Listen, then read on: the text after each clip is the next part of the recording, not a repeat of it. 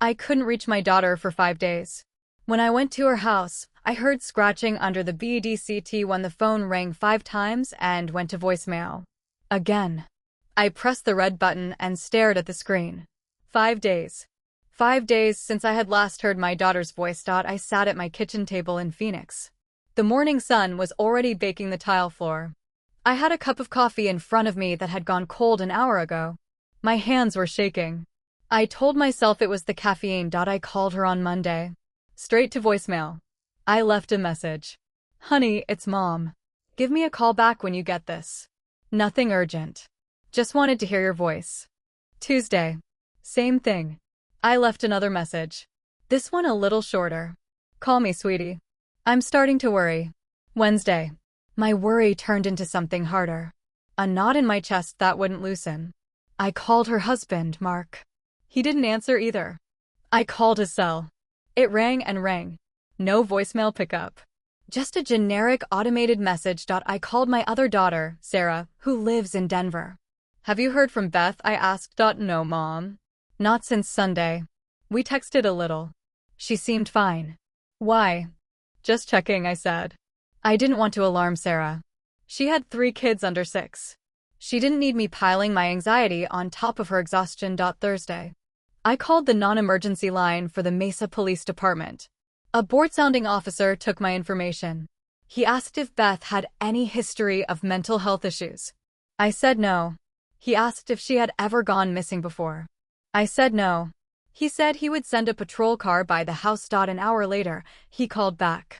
Ma'am, the car went by. House looks fine. Curtains are drawn. No signs of forced entry. Car is in the driveway.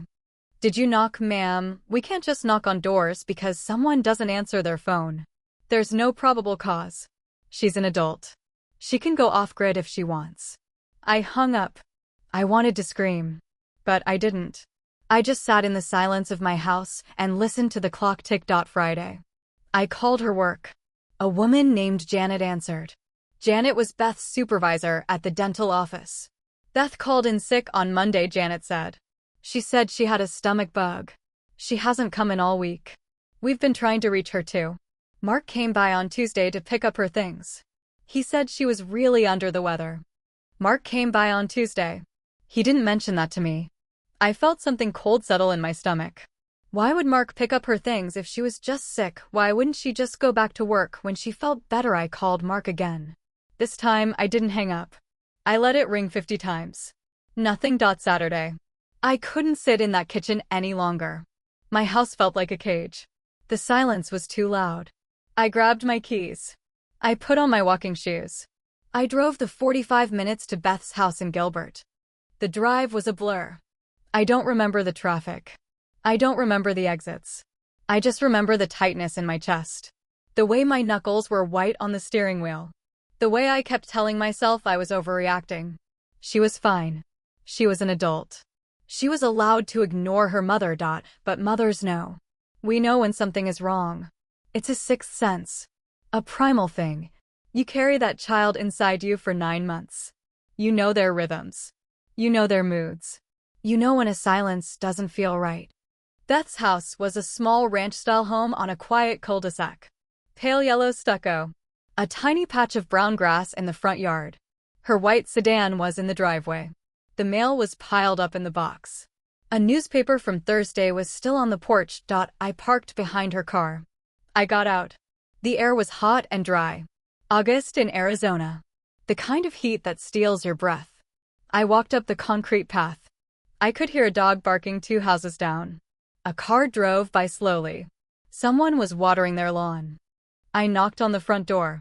Hard. 3 times. Beth, it's Mom. Open up. Silence. I walked around to the back. The gate was locked. But I had a key to the side door. Beth had given it to me years ago for emergencies. I had never used it before. My hands were sweating. I fumbled with the lock. The key turned. The door opened into a small utility room. I stepped inside. The air was stale. Heavy. There was a faint smell. Something sweet and rotting. Beth, I called out. My voice echoed in the quiet. I walked through the utility room into the kitchen. Dishes were piled in the sink. A glass of milk sat on the counter. The milk had separated, curdled. A fly buzzed around it. The living room was dark. The curtains were drawn tight. The TV was off. A blanket was crumpled on the couch. A half-empty water bottle sat on the coffee table. Beth's phone was on the floor next to the couch. The screen was cracked. I picked it up. The battery was dead. I tried to turn it on. Nothing. I walked down the hallway. The first door was the bathroom. The light was off. The second door was the guest bedroom.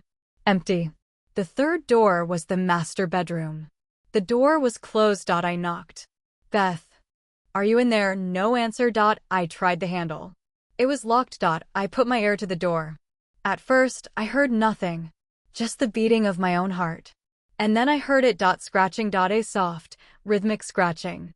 Coming from inside the room. Coming from under the bed. My blood went cold. I couldn't move. I couldn't breathe. The scratching continued. Slow. Deliberate. Like nails on wood. Beth, I whispered. My voice cracked. The scratching stopped. And then, from under the bed, I heard a voice. It was faint. Hoarse. Barely a whisper. Mom, I fell to my knees. I pressed my face against the crack under the door. Beth, are you in there? Mom, she said again. Her voice was weak. Broken. I can't get out. Where's Mark? Where's your key? She was quiet for a long moment. I could hear her breathing. Labored. Shallow. Mark locked me in, she said. He locked me in 5 days ago. I can't get out. Please, Mom. Please get me out. I started kicking the door. The wood was solid. It didn't give. I threw my shoulder against it. Pain shot through my arm. I didn't care. I threw myself at it again. And again. Beth, I'm going to find something.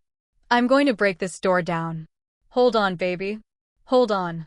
I ran back to the kitchen. I yanked open drawers. Knives. Spatulas. Nothing that would break a solid door. I went to the utility room. A toolbox. I grabbed a hammer.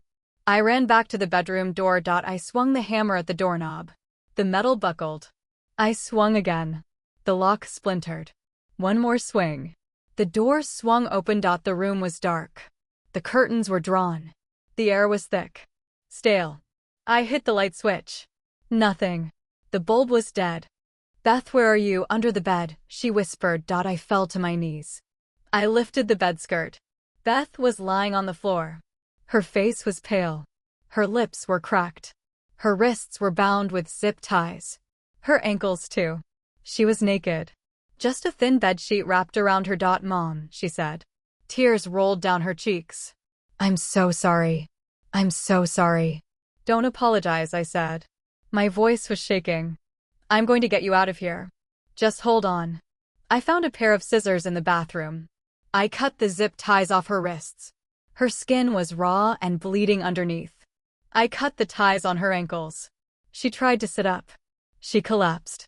She was too weak. How long have you been here? I asked. Since Monday, she said. Mark came home from work. He was angry.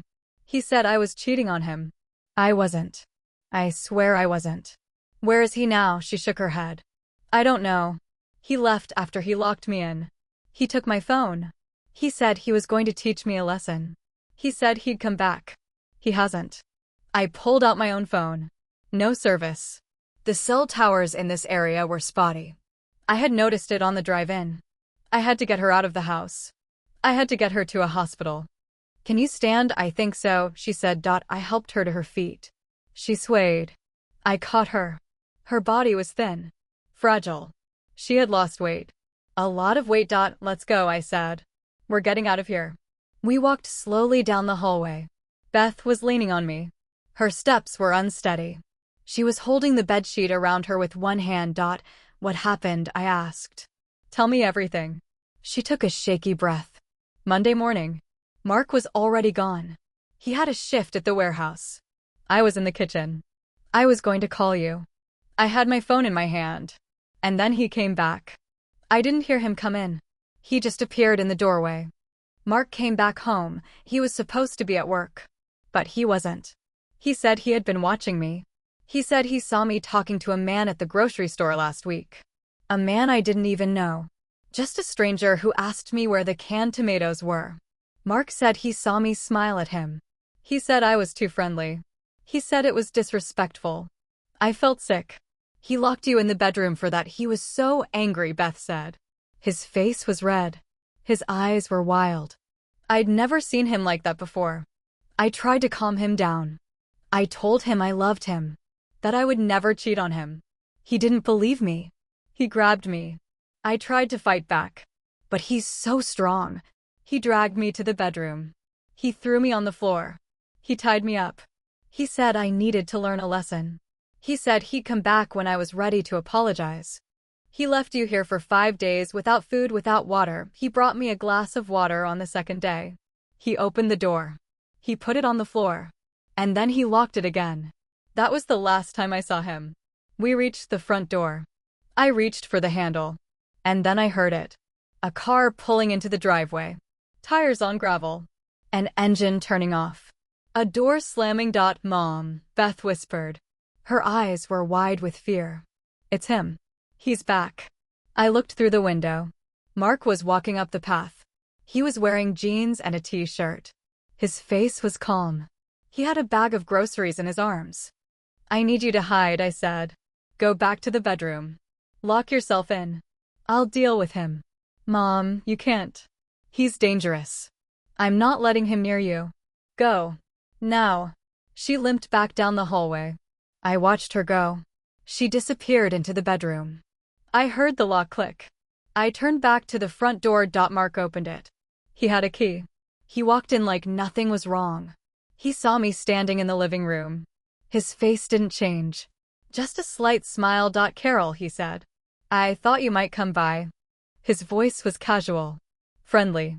Like we were having a coffee. Like he hadn't just tortured his wife for 5 days. Where is she? I asked. Beth, she's in the bedroom. She's been sleeping a lot lately. The stomach bug really took it out of her. Don't lie to me, Mark. I know what you did. I know you locked her in there. He set the grocery bag down on the counter. He pulled out a carton of eggs, a loaf of bread, a gallon of milk. He was calm. Too calm. Carol, I don't know what you're talking about, he said. Beth and I had a disagreement. She got upset. She locked herself in the bedroom. I've been trying to get her to come out all week. I cut her loose, I said. I saw her. She's naked. She's tied up. She's dehydrated. Don't treat me like I'm stupid. His smile faded.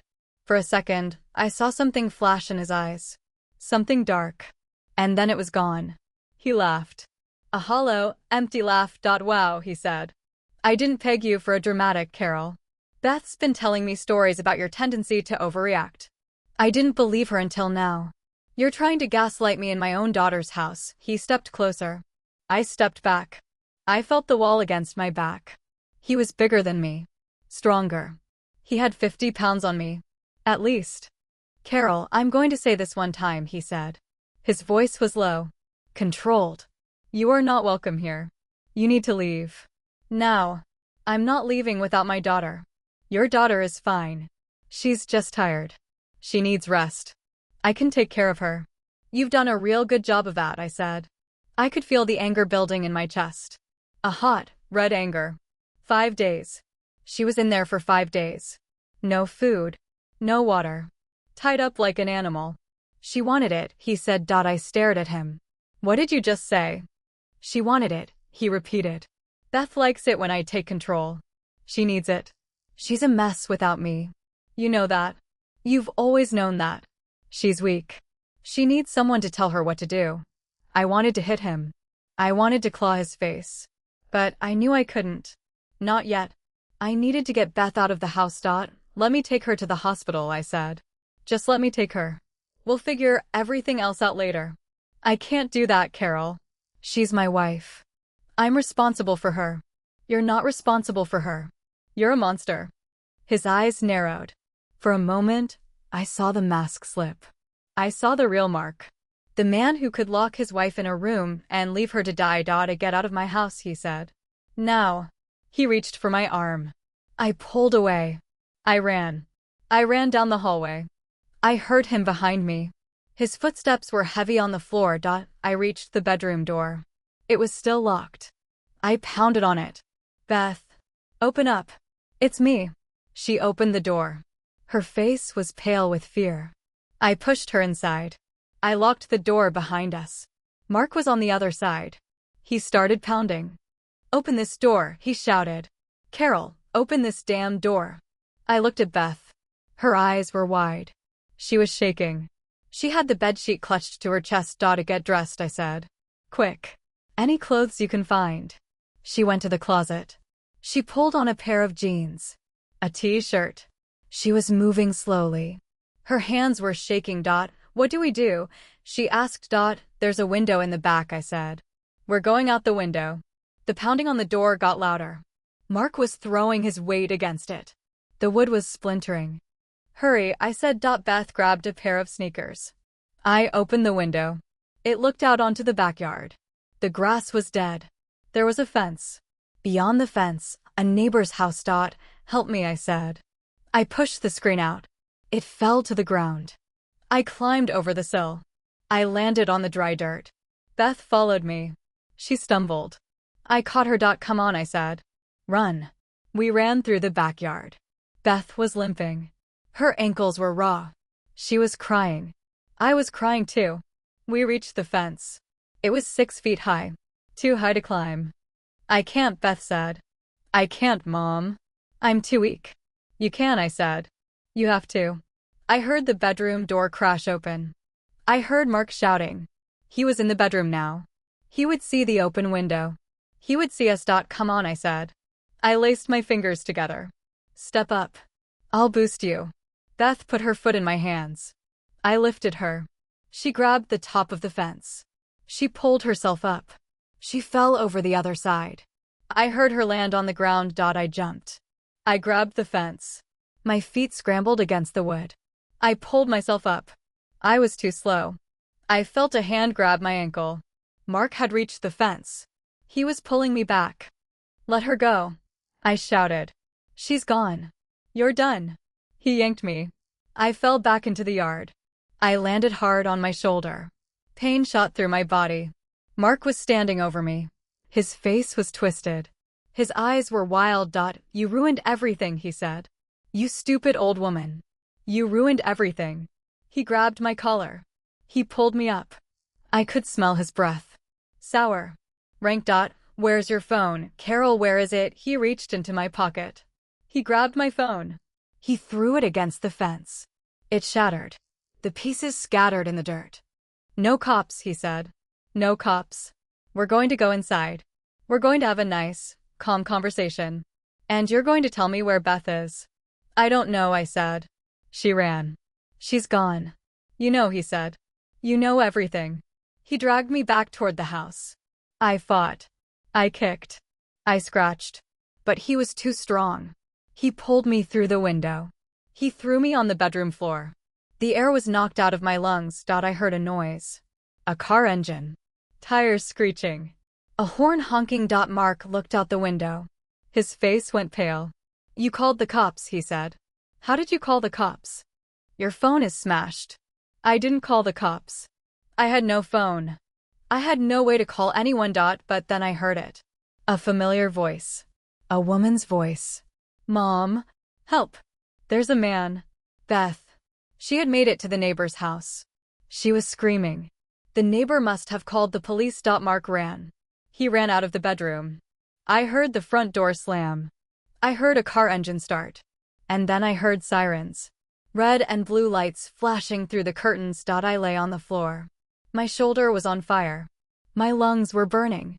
I couldn't move. I just looked up at the ceiling and listened to the sirens get closer. And then I heard another sound.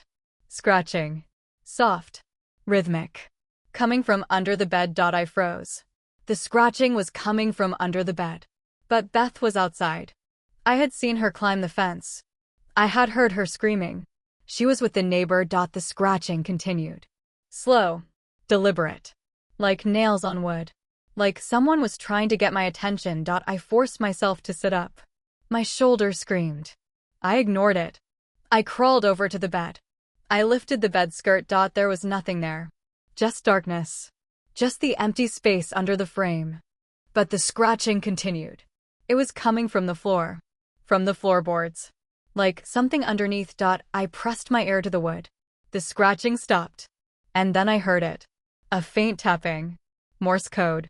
3 taps. Pause. 3 taps. Pause. 3 taps. SOS. My heart stopped. There was someone under the house. Someone was trapped in the crawl space. I pulled myself to my feet. I limped out of the bedroom. I went through the kitchen. The back door led to a small patio. I opened it. I walked outside. The backyard was a mess. Dead grass. A broken lawn chair. A rusted grill. I looked around for a cellar door.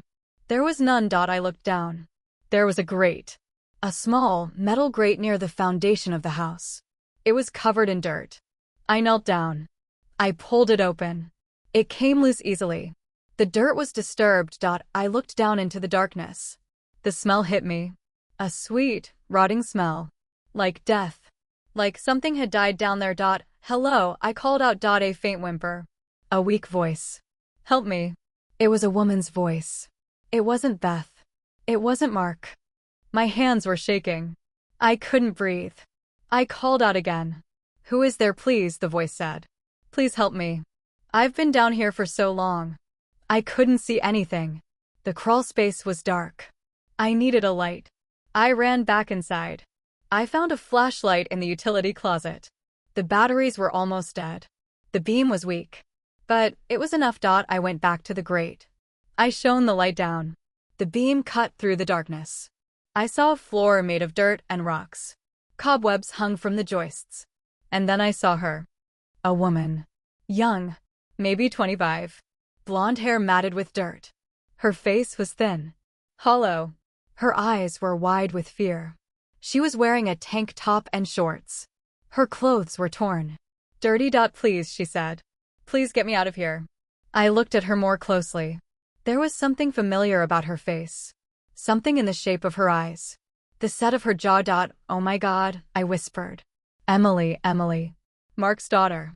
His daughter from his first marriage. The one he had told us ran away 3 years ago. The one he said had left to live with her boyfriend in California. The one he said never called anymore. I'm Emily, she said. Her voice broke. I'm Mark's daughter. He told everyone I ran away. He told everyone I left. But he put me down here. He locked me down here. 3 years. I felt the world tilt around me. 3 years. 3 years in a crawl space. Under her father's house. I reached down. She reached up. Her fingers were thin. Bony. I grabbed her hands. I pulled. She was light. Skin and bones. I pulled her out of the hole. She collapsed on the grass. She was crying. Sobbing. I wrapped my arms around her. I thought I was going to die down there, she said. I thought no one would ever find me. Mark did this to you, she nodded. He said I was bad. He said I needed to learn a lesson. He kept me down there. He brought me food. Sometimes water. But not always. He said if I was good, he would let me out. But he never let me out. He just kept me down there. I looked at the house. The yellow stucco. The drawn curtains. The neat little yard. It was a house where monsters lived. Where monsters hid in plain sight. The sirens were getting closer. I could see the flashing lights on the street. The police had arrived. I could hear shouting. Officers calling out. Ma'am, are you okay, ma'am? We're coming in. I stood up. I waved. Back here. We're back here. 2 officers ran around the corner of the house. They stopped when they saw us. Emily on the ground. Me standing over her. Both of us covered in dirt and tears. Ma'am, what happened here? My son-in-law, I said. He locked my daughter in the bedroom for 5 days. He's been keeping his daughter in the crawl space for 3 years. He's gone. He ran. He has a blue truck. He went that way. One officer got on his radio. He was calling for backup. He was describing Mark's truck. The other officer knelt down next to Emily. He was speaking softly. Calmly. We're going to get you help, okay? You're safe now. Beth came running around the corner. She was with a woman. The neighbor. Beth had been crying.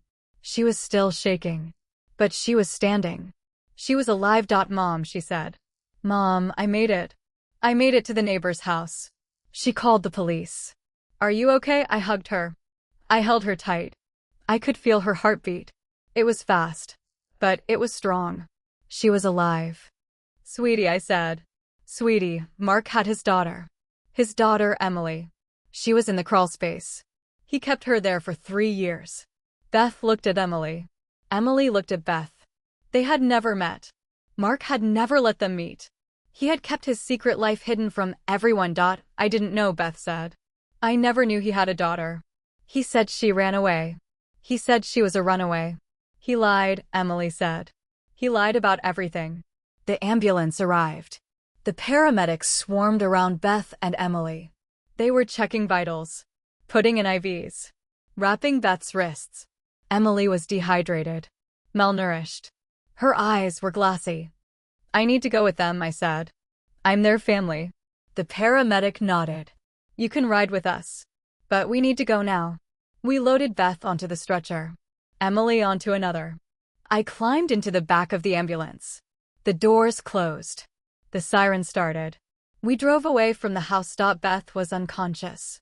The paramedic was checking her pulse. Emily was staring at the ceiling. Her eyes were open. But she wasn't seeing anything. Emily, I said.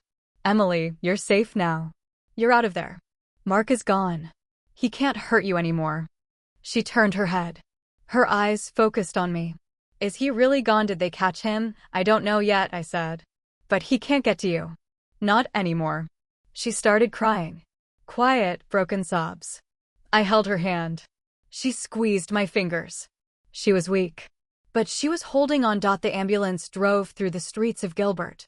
Red and blue lights flashing. The world outside was a blur. Houses. Cars. People. A normal world. A world where things like this didn't happen. But they did. They happened all the time. In nice houses. In nice neighborhoods.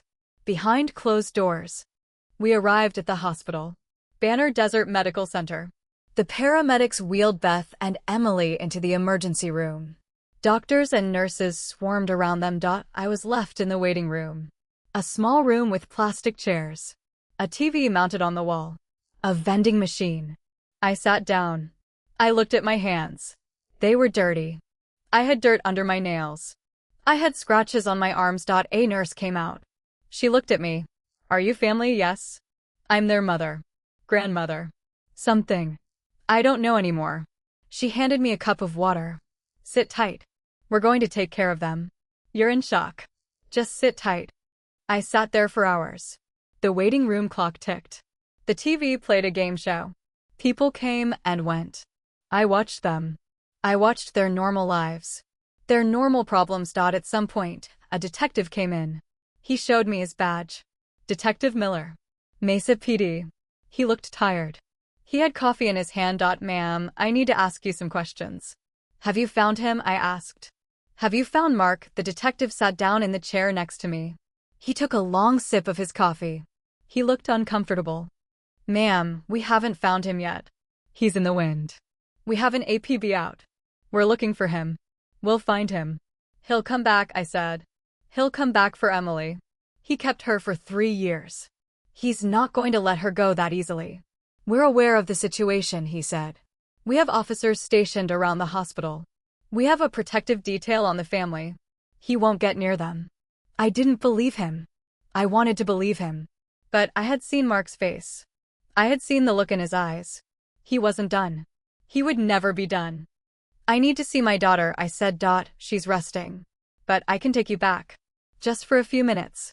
I followed Detective Miller through the emergency room. Beth was in a room. She was lying in a hospital bed. IVs in her arms. Oxygen tube in her nose. Her eyes were closed. She looked so small. So fragile. Beth, I said. Her eyes opened. Mom. I'm here, sweetie. I'm right here. I saw Emily, she said. They put her in a room next to me. She's so thin. She's so young. I know, I said. I know. But she's safe now. You're both safe. I didn't know, she said again. I never knew. He was so normal. He was always so nice to me. He never raised his voice.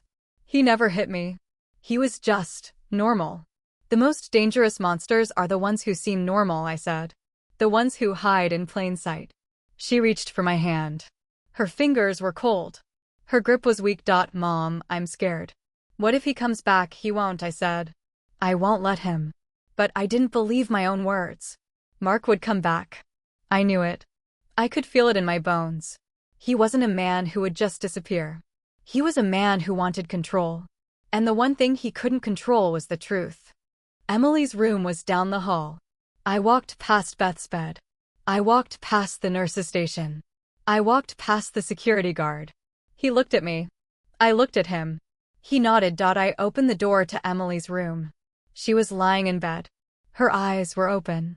She was staring at the ceiling. She had an IV in her arm. A heart monitor beeped softly. Emily, I said. She turned her head. Hi, she said. Are you Beth's mom? Yes. My name is Carol. I don't have anyone else, she said. My mom died when I was 12. It was just me and him. And then he put me down there. I'm sorry, I said. I'm so sorry. It's not your fault, she said. It's not your fault. I sat down in the chair next to her bed. She reached for my hand. Her grip was weak. But she was holding on. What will happen to me? She asked. I don't know yet, I said. But whatever happens, you're not going through it alone. I'm going to be here. Beth is going to be here. We're your family now. She smiled. A small, weak smile. It was the first time I had seen her smile. Thank you, she said. Thank you for finding me. I didn't find you, I said. You found me. You were scratching under the floor. I heard you. The scratching, she said. I was trying to get attention. I didn't know who was up there. I could hear voices. I could hear footsteps. I started scratching. I hoped someone would hear me. I heard you, I said. I heard you and I came. She closed her eyes. She was exhausted. The drugs were kicking in. She drifted off to sleep. I sat there and watched her breathe. Her chest rose and fell. Slow. Steady. I realized I hadn't slept in 36 hours. I realized I hadn't eaten anything since yesterday. I realized I was exhausted. But I couldn't leave. I couldn't let her out of my sight. Because I knew. I knew Mark would come back. He would come back for Emily. He would come back for Beth. He would come back for me. And I would be ready. The hospital was quiet. The fluorescent lights hummed in the hallway. The nurse's station was a low murmur. I sat in the plastic chair next to Emily's bed and watched her sleep. Every few minutes, I looked out the window. I scanned the parking lot. I searched for a blue truck. Detective Miller came back around midnight. He looked more tired than before. His eyes were red. His jacket was wrinkled. Ma'am, we need to talk. Did you find him? No, he said. But we found his truck. It was abandoned in a parking lot near the Phoenix Mesa Gateway Airport. We think he may have fled. He could be on a flight by now. Or he could be hiding, I said. Waiting for his chance. The detective didn't disagree. We have officers stationed outside both rooms. There's a K-9 unit patrolling the perimeter. He can't get in without us knowing. He was right. There were officers everywhere. I had seen them in the hallways. In the lobby. In the parking lot. But something didn't feel right. I need to use the restroom, I said. I'll be right back. The detective nodded. I'll stay with her. I walked down the hall. The restroom was at the end. I went inside. I splashed cold water on my face. I looked at myself in the mirror. I looked old. Tired. I had gray hairs I had never noticed before. I opened the restroom door. And I saw him. He was standing at the end of the hall.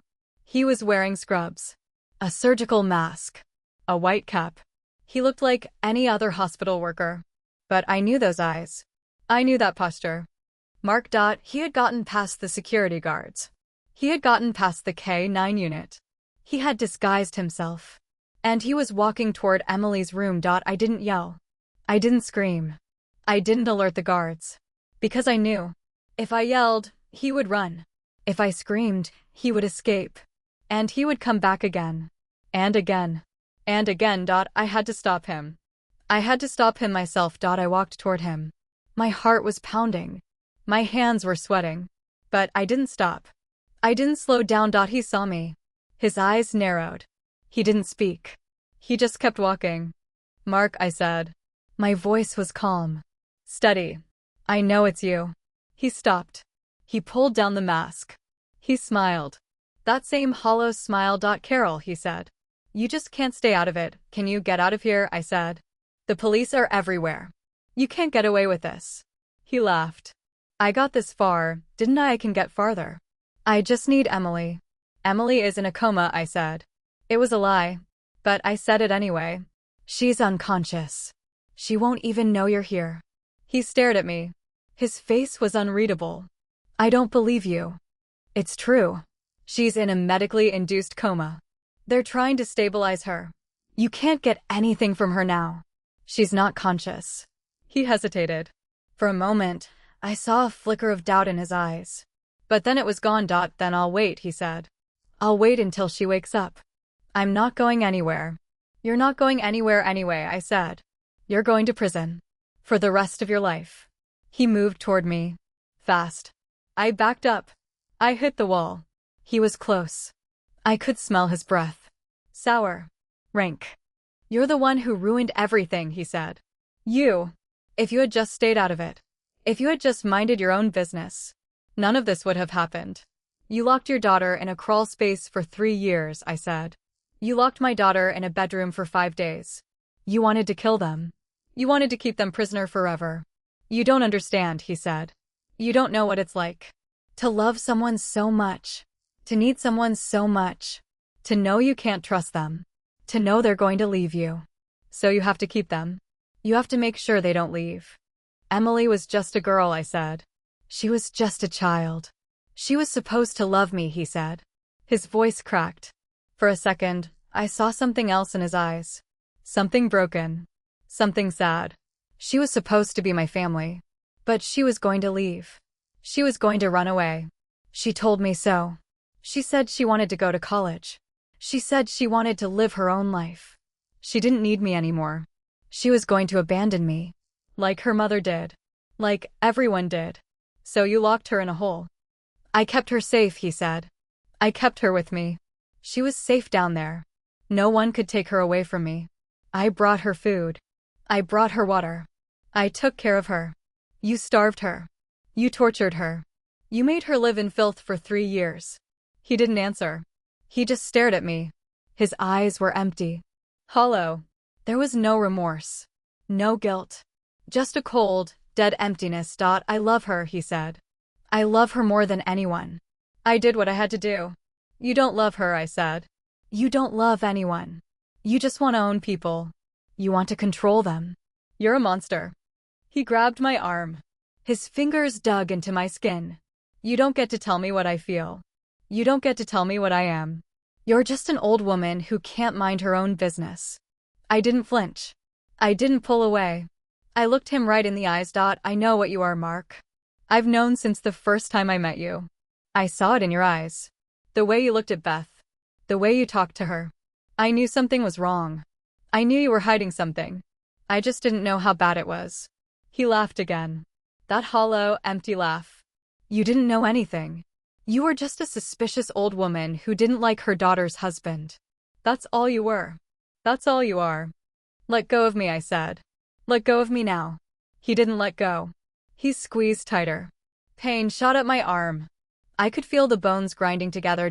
Stay out of my way, he said. Stay out of my way, or I'll make you regret it. I heard footsteps. Someone was coming down the hall. Mark heard it too. He let go of my arm. He pulled the mask back over his face. He turned and walked away. Carol, are you okay? It was Detective Miller. He had come looking for me. He saw me leaning against the wall. My arm was red. Bruised. What happened? Who was that? Mark, I said. It was Mark. He was here. He was right here. The detective ran down the hall. He yelled into his radio. He called for backup. But Mark was already gone. He had vanished into the stairwell. He had disappeared. I leaned against the wall. My arm was throbbing. My hands were shaking. I had seen him. I had talked to him. I had looked into his eyes and seen the truth. He was never going to stop. He was never going to give up. Detective Miller came back. His face was grim. He's gone. He got away. I know, I said. I know. We need to increase security. We need to get you and the girls to a safe location. Just get us out of here, I said. Get us somewhere he can't find us. The detective started making calls. He was arranging a transfer. They were going to move Beth and Emily to a secure location. A safe house. Somewhere Mark couldn't reach them. I walked back to Emily's room. She was still asleep. Her face was pale. Her breathing was shallow. I sat down next to her bed. I took her hand. Emily, I said. Emily, wake up. Her eyes fluttered open. She looked at me. Is he here? He was here, I said. But he's gone now. The police are going to move us. We're going somewhere safe. He found me, she said. Her voice was trembling. He found me. He didn't get to you. He didn't get to anyone. We're going to get you out of here. She started crying. Silent tears rolled down her cheeks. I held her hand. I squeezed it gently. I'm so scared, she said. I'm so scared, Carol. I know, I said. I know you are. But I'm not going to let him hurt you. Not anymore. You're safe. You're safe now. I don't think I'll ever feel safe again, she said. I don't think I'll ever stop being scared. I didn't know what to say. Because she was right. I didn't think she would ever feel safe again. Not really. Not after what he had done to her. But I couldn't say that. I had to be strong for her. I had to be strong for both of them. One day, I said. One day, you'll feel safe again. It might not be today. It might not be tomorrow. But one day, I promise. She nodded. She closed her eyes. She fell back asleep. I sat there and watched her breathe. I watched the heart monitor beep. I watched the minutes tick by on the clock. And I thought about Mark. I thought about his eyes. His voice. His hands on my arm. He was out there. Somewhere. And he wasn't going to stop. He wasn't going to give up. He would find us. He would find us again. And I had to be ready. I had to be ready for him. I thought about my life. My 73 years on this earth. All the things I had seen. All the things I had survived. I had buried a husband.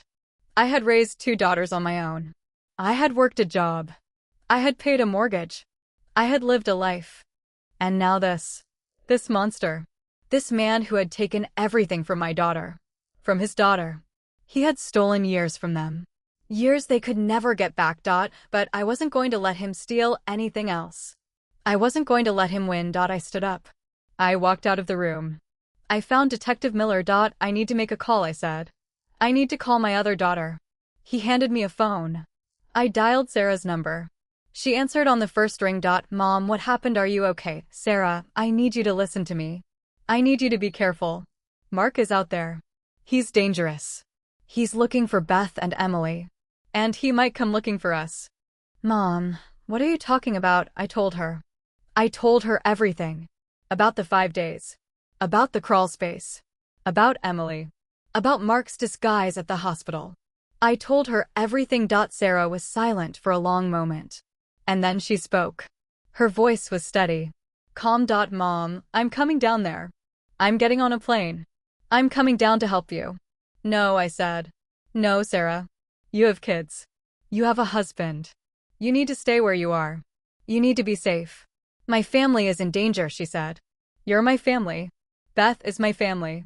Emily is my family now. I'm coming down there. She hung up. I stood there, holding the phone, staring at the wall. Sarah was coming. Sarah was going to be in danger too. But I couldn't stop her. I couldn't stop any of this. All I could do was fight. All I could do was keep fighting. I walked back to Emily's room. I sat down in the chair. I took her hand. And I waited. I waited for the transfer. I waited for the safe house. I waited for Mark. And while I waited, I thought about the scratching. The scratching under the bed. The scratching that had saved us all. The scratching that had brought me to Emily. The scratching that had shattered Mark's perfect little world. Scratching. Such a small sound. Such a simple sound. But it had changed everything. I looked at Emily's face. She was still sleeping. Still peaceful. Her hand was warm in mine. I squeezed it gently. I promise you, I whispered. I promise you, Emily. He's not going to hurt you again. Not while I'm alive. The transfer came at dawn. 2 unmarked SUVs pulled up to the emergency room entrance. Plainclothes officers surrounded us. They moved Beth and Emily onto gurneys. They wheeled them through the hospital corridors. I walked alongside Emily. I held her hand the whole time. The safe house was a small ranch in the outskirts of Mesa, far from the city, far from the neighbors. A single road led in and out. 2 patrol cars sat in the driveway. Officers stood at every corner of the property. Inside, the house was sparse. A kitchen, 2 bedrooms, a living room with an old couch and a television that didn't work. The windows had steel bars. The doors had deadbolts. Beth was put in one bedroom, Emily in the other. The doctors had wanted them to stay in the hospital, but the police said it wasn't safe. Mark had already gotten in once. He would get in again. I stayed in the living room. I sat on the couch. I stared at the door. I didn't sleep. I couldn't sleep. Every time I closed my eyes, I saw him. I saw his face. I saw his hands. Detective Miller came by around noon. He looked like he hadn't slept in a week. He sat down across from me. We're tracking his phone, he said. We have his last known location. He's been moving around the city, staying off the grid. He's smart. Then how are you going to catch him? He didn't answer. He just stared at his coffee. The silence was heavy. We'll find him, he said finally. We always find them. You don't understand, I said. He's not like other people. He doesn't think like other people. He's not going to give up. He's not going to run away. He's going to come here. He's going to find a way in. And he's going to try to hurt them again. We have officers outside 24/7. We have alarms on every door. We have cameras on the perimeter. He can't get in. Mark was an electrician, I said. He worked construction. He knows how buildings work. He knows how to bypass alarms. He knows how to get into places he's not supposed to be. The detective's jaw tightened. He didn't have an answer for that. Just keep them safe, I said. Just keep them safe. He nodded. He stood up. He walked back outside. I sat on the couch and stared at the door. The first night was quiet. The second night was quiet. The third night, I heard a car in the distance. I stood up. I walked to the window. I looked out. Nothing. Just a dark road. Just the desert. I told myself it was nothing. I told myself I was being paranoid. But I didn't sleep. I couldn't sleep. On the 4th day, Sarah arrived. She drove all the way from Denver. 12 hours straight. She didn't stop. She didn't rest. She just drove. She walked through the door and hugged me. She held me tight. I could feel her shaking. Mom, she said. I was so scared. I was so scared for you. I'm okay, I said. I'm okay. Where's Beth? Where's Emily? They're sleeping. The doctors gave them sedatives. They need to rest. Sarah walked into Beth's room. She sat down next to her sister's bed. She took her hand. She started crying. Quiet, soft sobs. I watched from the doorway. I couldn't go in. I couldn't face it. I went back to the living room. I sat on the couch. I stared at the door. The 5th day. A man came to the house. He said he was from the water company. He said he needed to check the meter. He had a badge, a clipboard, a uniform. The officer at the gate looked at him. He checked his ID. He called the water company. They confirmed he was legitimate. They let him through. I watched from the window. The man walked around the side of the house. He was wearing work boots, coveralls, a cap. He looked normal, ordinary, boring. But something was wrong. I didn't know what. I just knew. I walked to the kitchen. I looked out the window. I watched the man. He was kneeling by the water meter. He was doing something. I couldn't see what. And then he looked up. He looked at the window. He looked at me. And I saw his eyes. I saw those eyes. Those empty, hollow eyes. Mark. He wasn't wearing a mask. He wasn't hiding. He was just wearing a uniform. He had walked right past the officers. He had walked right through the gate. He was here. I ran to Beth's room. I ran to Emily's room. I ran through the house like a madwoman. Get up. I screamed. Get up. He's here. He's here. Beth woke up. Her eyes were wild. She started screaming. Emily started screaming. Sarah ran into the room. Where is he? Sarah said. Where is he? Outside, I said. He's outside. He's dressed like a utility worker. He's already in the yard. The officers outside were moving. They were running around the house. They were shouting. I could hear them. I could hear their radios crackling. I ran to the back door. I locked it. I ran to the front door. I locked it. I ran to the windows. I locked them all. Stay in the bedroom, I said. Stay in the bedroom and don't come out. I grabbed a kitchen knife. The biggest one I could find. I held it in my hand. My hands were shaking. But I held it tight. And then I heard it. Banging. At the front door. Someone was banging on the front door. Open up. It was Mark's voice. Calm. Controlled. I'm not here to hurt anyone. I just want to talk. I didn't answer. I just stood there. Knife in my hand. Heart pounding. Carol, I know you're in there. I just want to talk. I'm not going to hurt anyone. Go away, I said. Go away or I'll call the police. I'm already here, he said. The police are already here. They're out in the yard. They don't know who I am. They think I'm the water guy. They're not going to stop me. I looked out the window. The officers were still running around. They were looking for him. But they didn't know. They didn't know he was right here. The banging stopped. I heard footsteps. He was moving around the side of the house. He was trying another door. I ran to the back door. I locked it again. I pulled a chair in front of it. I ran to the windows. I pulled the curtains. Mom, Sarah said. She was standing in the hallway. She had a phone in her hand. I called 911. They're sending help. Tell them to hurry, I said. Tell them to hurry. I heard a crash. Glass breaking. The kitchen window. He had broken the kitchen window. He was coming in. I ran to the kitchen. He was climbing through the window. His face was cut.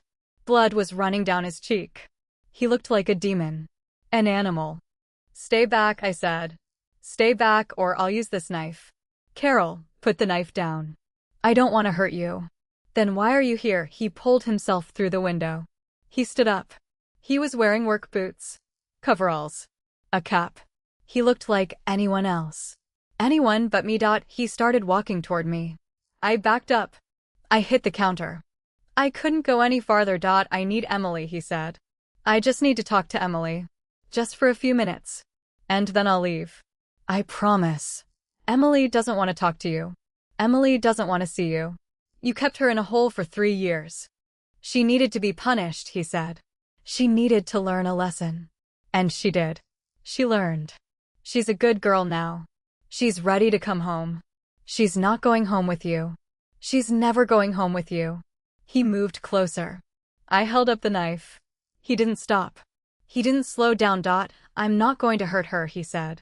I just need to talk to her. I just need to see her. You're not seeing anyone. You're not talking to anyone. You're leaving. Right now.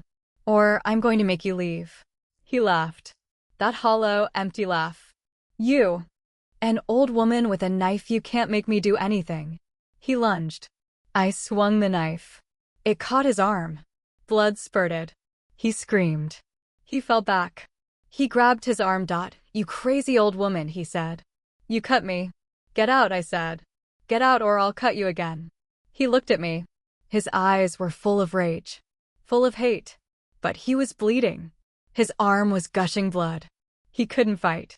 Not like this. This isn't over, he said. This isn't over, Carol. I'll be back. I'll always be back. He climbed back through the window. He disappeared. I heard footsteps running. The officers were shouting. They saw him. They were chasing him. I dropped the knife. I fell to the floor. I couldn't breathe. I couldn't move. I just sat there. Blood on my hands. Blood on the floor. Blood on the counter. Sarah ran into the kitchen. Mom, are you okay? I'm okay, I said. I'm okay. She helped me up. She held me tight. She was crying. I was crying too. The police came.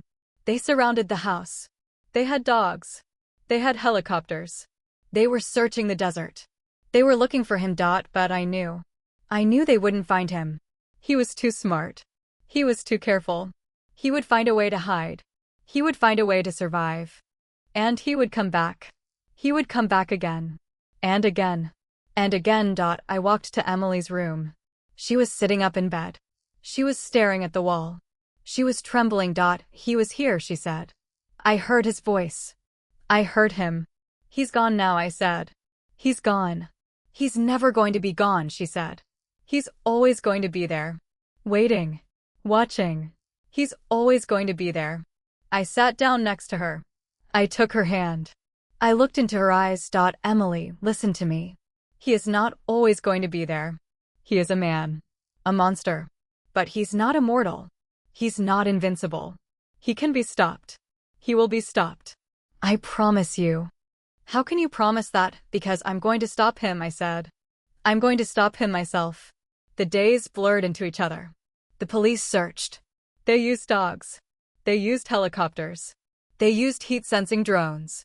They combed every inch of the desert around Mesa. They found nothing. Mark had vanished. Like smoke in the wind. Emily stopped eating. She sat in her bed and stared at the wall. She didn't speak. She didn't blink. She just stared. The doctors said it was trauma. They said it would take time. But I knew the truth. Emily was still in that crawl space. She had never left. She was still down there, in the dark, scratching at the floor. Beth started having nightmares. She woke up screaming every night. She called out for me. She called out for Mark. She called out for help. I sat with her. I held her hand. I told her it was okay. But it wasn't okay. It would never be okay. Sarah stayed. She called her husband. She told him she needed to be here. She told him she couldn't leave. He understood. He sent her clothes. He sent her money. He sent her love. Sarah was a good person. She was a good daughter. She was a good sister. But Mark was still out there. And I couldn't let that stand. I couldn't let him keep haunting us. I had to end it. I had to end it myself. I waited until the 3rd week. The police had scaled back their search. They had other cases. Other families. Other victims. They couldn't keep looking for one man in the desert. They had to move on. I made a decision. I was going to find him. I was going to go after him. I was going to stop him once and for all. I told Sarah I was going for a drive. I told her I needed some air. She believed me. She didn't ask questions. She just nodded and went back to Beth's room. I walked out of the safe house. I got into my car. I drove to the last place Mark had been seen. The abandoned truck near the airport. The parking lot where he had left his blue Ford. I parked my car in the same spot. I got out. The lot was empty. Just a few stray cars. A few stray weeds. The desert heat was suffocating. The sun was relentless. I started walking. I didn't know where I was going. I just knew I had to go somewhere. I had to follow my instinct. I had to follow my gut. I walked away from the airport. I walked toward the desert. The sun beat down on me. The sweat ran down my back. I didn't care. I didn't stop. I walked for an hour. Maybe 2. I don't remember. I just remember the heat. The silence. The vast empty nothing. And then I saw it. A small shack. A rundown, abandoned shack in the middle of the desert. It was made of wood. The roof was caved in. The windows were boarded up. It looked like no one had been there in years. But there was a truck. A blue truck. Mark's truck. It was parked behind the shack. Hidden from the road. Hidden from the helicopters. Hidden from everyone. I stopped. I stared. My heart was pounding. My hands were shaking. He was there. He was right there. In that shack. I walked toward it. Slowly. Quietly. I didn't make a sound. I didn't want him to know I was coming. I reached the door. It was half open. I could see inside. It was dark. It was dirty. There was a mattress on the floor. A pile of empty water bottles. A stack of canned food. And there was Mark. He was sitting on the mattress. His arm was bandaged. His face was cut. He looked like a wild animal. A cornered animal. He was staring at the floor. He didn't see me. I pushed the door open. It creaked. He looked up. His eyes widened. He looked shocked. Surprised. But then he smiled. Carol, he said. I should have known you'd find me. You always did have a nose for trouble. I came to end this, I said. I came to stop you. How are you going to stop me, old woman? You're alone. No police. No backup. Just you. How are you going to stop me? I pulled out the knife. The same knife from the safe house. I had brought it with me. I had hidden it in my jacket. I had carried it across the desert. I had carried it for Emily. For Beth. For Sarah. For me. Stay back, I said. Stay back or I'll use this. He stood up. He was bigger than me. Stronger than me. But he was hurt. He was weak. He was bleeding. I could see the blood soaking through his bandage. Put the knife down, Carol. Put it down and we can talk. I don't want to talk, I said. I want you to leave. I want you to leave us alone. I want you to never come back. I can't do that. I can't leave Emily. She's my daughter. She needs me. She doesn't need you. She needs to heal. She needs to forget you. She needs to live her life without you in it. And who are you to say that? Who are you to take her away from me? You're not her mother. You're not her family. You're nobody. I'm the woman who found her in your crawl space. I'm the woman who pulled her out of the dark. I'm the woman who held her hand in the ambulance. I'm the woman who sat with her every night in the hospital. I'm her family. And you're nothing. He moved toward me. Fast. I swung the knife. He dodged. He grabbed my wrist. He squeezed. Pain shot up my arm. I dropped the knife. It clattered to the floor. He pushed me. I fell back against the wall. He was on top of me. His hands were around my neck. He was choking me. I couldn't breathe. I couldn't scream. This is your fault, he hissed. This is all your fault. If you had just stayed out of it. If you had just minded your own business. None of this would have happened. I tried to fight. I tried to push him off. But I was too weak. Too old. Too tired. I felt the life draining out of me. I felt the darkness closing in. And then I heard it. Scratching. Soft. Rhythmic. Coming from under the floor. Mark stopped. He looked down. His face went pale. He let go of my neck. He stepped back. What is that? He said. What is that sound? I couldn't answer. I couldn't breathe. I just lay there on the floor. Gasping for air. Gasping for life. The scratching continued. It was coming from the floorboards. From under the shack. Someone was down there. Someone was trapped down there. No, Mark said. No, this isn't happening. This isn't happening. He felt his knees. He pulled at the floorboards. They came up easily. The wood was rotten. Decayed. And then I saw it. A face. A young face. A girl. Maybe 16. Maybe 17. Dirty. Thin. Emaciated. Her eyes were wild. Terrified. Please, she said. Please help me. He put me down here. He said I was bad. He said I needed to learn a lesson. Mark screamed. A primal, guttural scream. He backed away from the hole. His eyes were wide. His face was white. No, he said. No, no, no. I pulled myself to my feet. I was still gasping. Still choking. But I was alive. I was still alive. I looked at the girl in the hole. I looked at Mark. I looked at the knife on the floor. I picked it up. I held it in front of me. Mark, I said. My voice was low.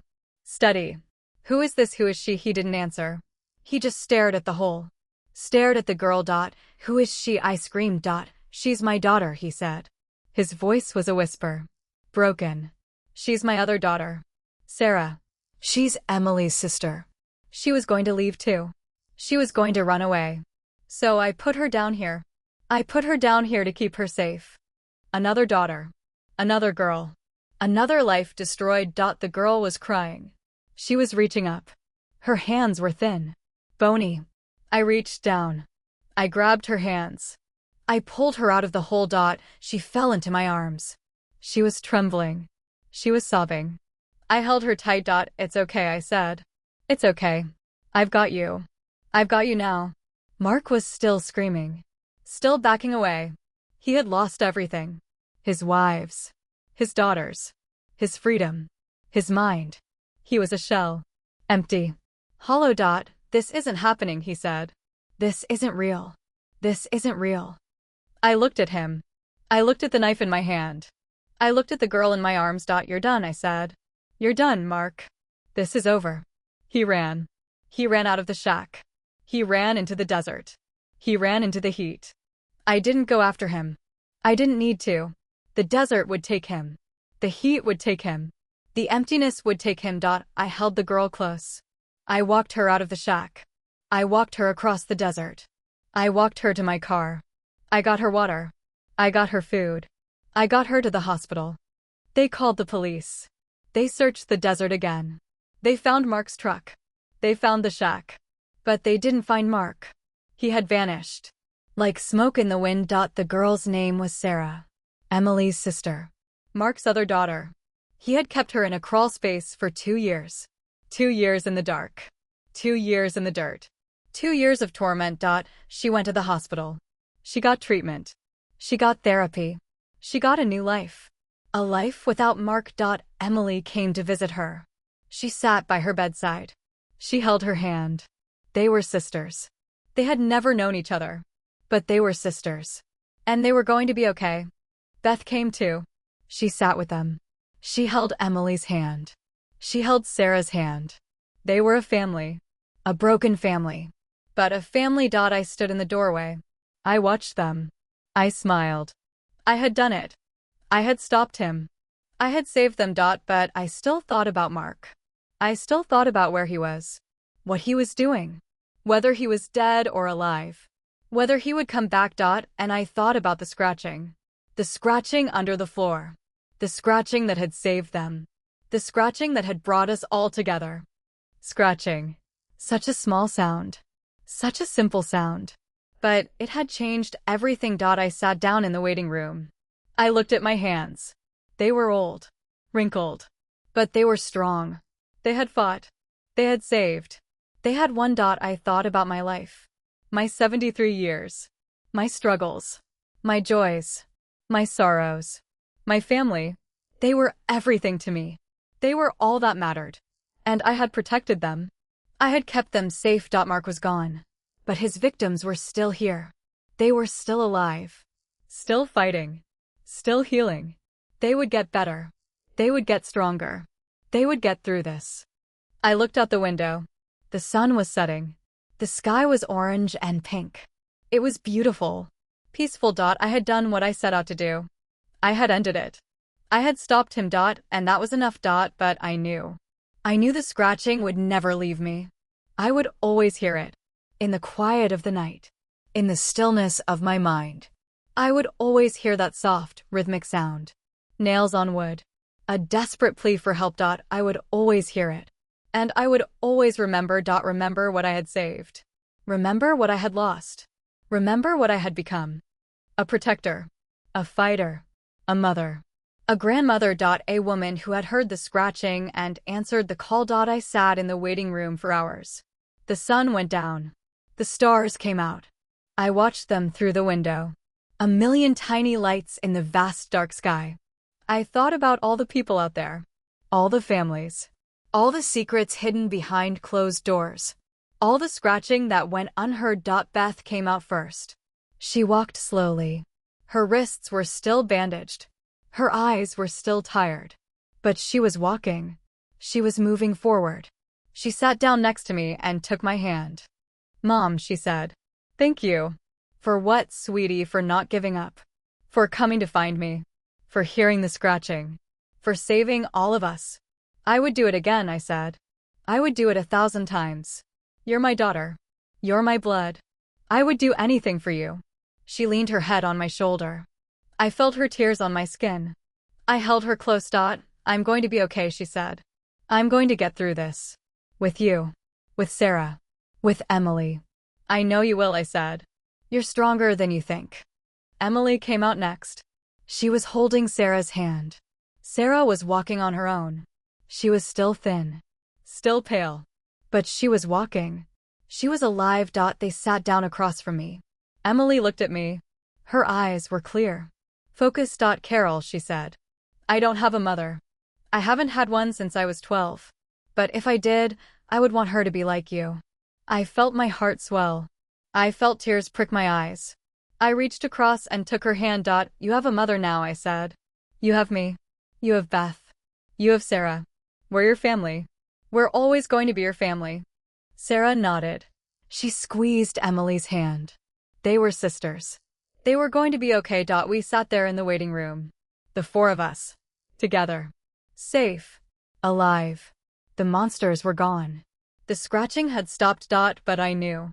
I knew it would never really stop. Not in my mind. Not in my heart. I would always hear it. That soft, rhythmic sound. Nails on wood. A cry for help. A plea for rescue. And I would always answer. I would always go. I would always save. Because that's what mothers do. That's what grandmothers do. We hear the scratching. And we answer the call. Mark was gone. Maybe dead. Maybe hiding. Maybe still out there in the desert. It didn't matter. He couldn't hurt us anymore. He couldn't hurt anyone anymore. We had one. I looked at my daughters. At my new granddaughter. At my family. They were everything to me. They were all that mattered. The nurses came. They took us to a private room. A room with soft chairs and warm blankets. A room where we could rest. A room where we could heal. I fell asleep in that room. The first real sleep I had had in weeks. I didn't dream. I didn't hear the scratching. I just slept. And when I woke up, the sun was rising. It was a new day. A new beginning. I looked at my family. They were still sleeping. Peaceful. Safe. I smiled. I had done it. I had saved them. I thought about Mark. I thought about what he had done. What he had taken. What he had destroyed. And I made a promise to myself. A promise to the girls. I would never let anyone hurt them again. I would never let anyone take their freedom. Their safety. Their lives. I would always be there. I would always listen. I would always hear the scratching. Even when the scratching was just in my head. My girls woke up. They smiled at me. They hugged me. They thanked me. I smiled back. I hugged them. I told them I loved them.